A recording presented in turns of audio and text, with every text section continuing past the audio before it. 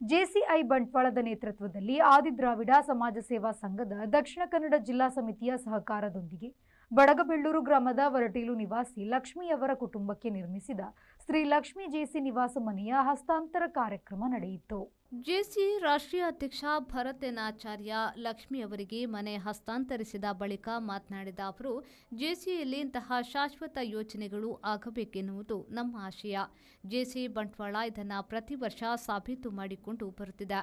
ಇಂತಹ ಜನೋಪಯೋಗಿ ಶಾಶ್ವತ ಯೋಜನೆಗಳು ಜೆಸಿ ಬಂಟ್ವಾಳದಿಂದ ನಿರಂತರವಾಗಿ ನಡೆಯುತ್ತಿರಲಿ ಎಂದು ಶುಭ ಹಾರೈಸಿದರು. ಇನಾಗ್ರೇಷನ್ ಏನೋ ನನ್ನ ಕೈಯಿಂದ ಮಾಡಿಸಿದ್ರಿ, ಬಟ್ ಅದ್ರ ಹಿಂದೆ ಎಲ್ಲ ಶ್ರಮ ನಿಮ್ಮದು. ನಿಮ್ಮೆಲ್ರಿಗೂ ನನ್ನ ಪೂರ್ವಕ ಅಭಿನಂದನೆಗಳು ಹಾಗೂ ಧನ್ಯವಾದಗಳು. ಇದ್ರ ಹಿಂದೆ ಎಷ್ಟು ಕೆಲಸ ಇರುತ್ತೆ, ಎಷ್ಟು ಕಷ್ಟ ಇದೆ ಅನ್ನೋದು ನನಗೆ ಗೊತ್ತು. ಬಟ್ ನೀವೆಲ್ಲರೂ ಈ ಪ್ರಾಜೆಕ್ಟ್ ಶುರು ಮಾಡಿದ್ರಿಂದ ಕೊನೆ ತನಕ ನಿಂತು ಕಂಪ್ಲೀಟ್ ಮಾಡಿದ್ದೀರಿ. ಸೊ ನಿಮ್ಮೆಲ್ರಿಗೂ ಎಷ್ಟು ಧನ್ಯವಾದಗಳು ಹೇಳಿದ್ರು ಸಾಲದು. ವಲಯಾಧ್ಯಕ್ಷ ಸಂತೋಷ್ ಶೆಟ್ಟಿ ಮುಖ್ಯ ಅತಿಥಿಯಾಗಿ ಭಾಗವಹಿಸಿ ಮಾತನಾಡಿ, ಮನೆ ಇಲ್ಲದ ಕುಟುಂಬಕ್ಕೆ ಮನೆ ನಿರ್ಮಿಸಿಕೊಡುವುದು ಅತ್ಯಂತ ಪುಣ್ಯದ ಕೆಲಸ. ಅಸಾಧ್ಯವಾದುದು ಎನ್ನುವುದು ಜಗತ್ತಿನಲ್ಲಿ ಯಾವುದೂ ಇಲ್ಲ.